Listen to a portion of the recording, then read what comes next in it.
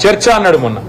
చర్చ అన్నాడు మమ్మల్ని పిలిచిండు సవాల్ చేసిండు మళ్ళీ మేము పోతే పిరికి సన్నాసిలాగా పారిపోయిండు మళ్ళీ నిన్న డైలాగులు కొడతాడు నాగార్జున సాగర్ చర్చ వస్తావా కట్ట మీద అని నేను అడుగుతున్నా రేవంత్ రెడ్డిని నాగార్జున సాగర్ కట్టినప్పుడు శ్రీశైలం కట్టినప్పుడు నువ్వు ఉన్నావు అసలు రాజకీయంలో నువ్వు ఏ పార్టీలో పుట్టినావు నువ్వేదో కాంగ్రెస్ లో పుట్టినట్టు కాంగ్రెస్ ని నువ్వు పుట్టించినట్టు డైలాగులు ప్రజలన్నీ చూస్తున్నారు వాస్తవం ఏంది కేసీఆర్ గారు చెప్పిన దానిలో కూడా ఖచ్చితంగా రాయలసీమ కూడా మంచిగా ఉండాలని కోరుకున్నాం ఆంధ్ర ప్రజలు కూడా బాగుండాలని కోరుకున్నాం కానీ ఏం కోరుకున్నాం మేము మా రాష్ట్ర ప్రజల ప్రయోజనాలు నెరవేరిన తర్వాత తెలంగాణ రైతాంగం ప్రయోజనాలు సమృద్ధిగా పూర్తి స్థాయిలో డిఫైన్ చేయబడ్డ తర్వాత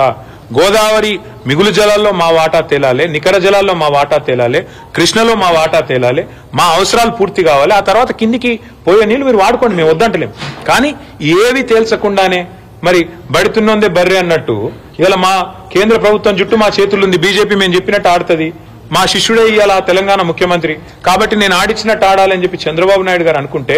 దానికి శిష్యుడు వంత పాడితే గురుదక్షిణ చెల్లించుకోవాలనుకుంటే గోదావరి నీళ్లను సంతర్పణ చేయాలనుకుంటే మేము గమన కూర్చోవాలా తెలంగాణ వాటా తేల్చండి కేంద్ర ప్రభుత్వం గోదావరిలో కృష్ణలో మిగులు జలాల్లో మా వాటా ఎంత ఏ ప్రాజెక్టు కేటాయింపు ఎంత ఇవన్నీ కూడా గతంలో ఉండే అవార్డుల ప్రకారం తేల్చిన తర్వాత మీరు ఏం చేసుకున్నా పర్వాలేదు ఒకటే నదుల అనుసంధానం అనేది ఒక తేనె దాన్ని మళ్ళొకసారి తెరపైకి తీసుకొచ్చి నదుల అనుసంధానం ఎప్పుడైనా అంతర్జాతీయ సూత్రాలు తీసుకున్నా జాతీయ స్థాయిలో ఎప్పుడైనా కూడా ఇట్లాంటి వివాదాలు వచ్చినప్పుడు తీసుకున్న పరిష్కారాలు చూసినా ఎప్పుడైనా ఏ బేసిన్ లో అయితే నది ప్రవహిస్తుందో ముందు ఆ బేసిన్ అవసరాలు తీరినాకనే ఇంకొకటికి తీసుకుపోతే దానికి అర్థం ఉంటుంది ఇలా గోదావరి బేసిన్ లో కృష్ణలో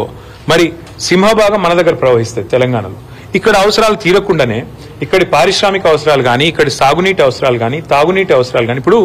రేపటి రోజున హైదరాబాద్ లో కానీ కరీంనగర్ లో కానీ ఇంకా ఇతర పట్టణాల్లో కానీ 24/7 డ్రింకింగ్ వాటర్ ఇవ్వాలనేది మా కళ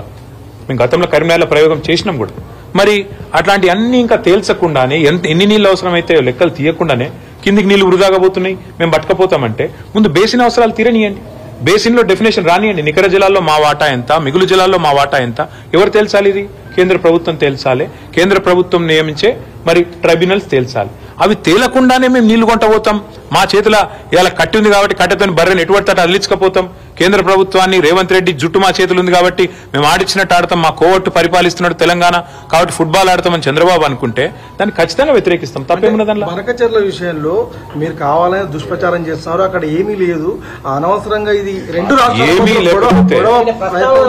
మాకు గొడవ ఆంధ్ర ప్రజలతో ఎంత మాత్రం లేదు ఆంధ్రాలో ఉండేది కూడా రైతులే ఆంధ్రాలో ఉండేది కూడా ప్రజలే వాళ్ళ మంచి కోరుకునే వాళ్ళని తప్ప వాళ్ళు చెడు కోరుకోం కానీ మేమేమంటున్నాం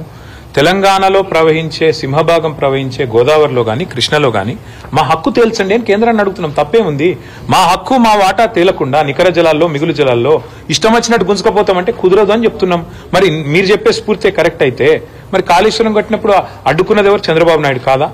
ఉత్తరాలు రాసింది ఎవరు ఇదే ఆదిత్యనాథ్ దాస్ కాదా ఉత్తరాలు రాసి కేంద్ర ప్రభుత్వంలో మీ పలుకుబడిని ఉపయోగించి మా ప్రాజెక్టులను అడ్డుకునే ప్రయత్నం చేయలేదా మేము అడ్డుకుంటలేం మేమేమంటున్నాం ఇవాళ స్పష్టంగా మా వాటా తెలుసండి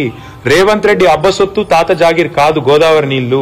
రేవంత్ రెడ్డి ఇష్టం వచ్చినట్టు సంతర్పణ చేస్తానంటే తెలంగాణ ప్రజలు ఊకోరు నెల రోజుల్లో కమిటీ వేస్తా ఎవరిని అడిగేస్తున్నావు కమిటీ ఎవరిని అడిగేసినావు కమిటీ నువ్వు చంద్రబాబు చెప్పగానే కమిటీ వేస్తావు కమిటీ 30 రోజుల రిపోర్ట్ ఇస్తుంది కమిటీ ఇచ్చే రిపోర్ట్ ఫైనల్ అంటావా ఎవరికి ఫైనల్ నీకు ఫైనల్ కావచ్చు తెలంగాణ ప్రజలకు తెలంగాణ రైతులకు ఎట్లా ఫైనల్ అవుతుంది నీకు అంతగానం ఉంటే నీ ఇంటి నీ ఇల్లు అమ్మి చంద్రబాబుకు విగ్రహం కట్టు మేము వద్దంటలేము కానీ నువ్వు చేస్తున్నదేంది తెలంగాణ ప్రయోజనాలు శాశ్వతంగా మరి నేను చంద్రబాబుకు ధారాదత్తం చేస్తానంటే మేము ఆంధ్ర ప్రజలకు వ్యతిరేకం కాదు ఆంధ్ర రైతాంగానికి వ్యతిరేకం కాదు కానీ తెలంగాణ రైతుల ప్రయోజనాలు నెరవేరే విధంగా ముందు కేంద్ర ప్రభుత్వం మీద ఒత్తిడి తెండి నిన్న జరిగిన మీటింగ్ ఎపెక్స్ కౌన్సిల్ మీటింగ్ కూడా కాదు మరి ఎపెక్స్ కౌన్సిల్ మీటింగ్ కాదు ఇన్ఫార్మల్ మీటింగ్ అని ముఖ్యమంత్రి చెప్తున్నాడు మరి ఇన్ఫార్మల్ మీటింగ్ లో తీసుకునే నిర్ణయం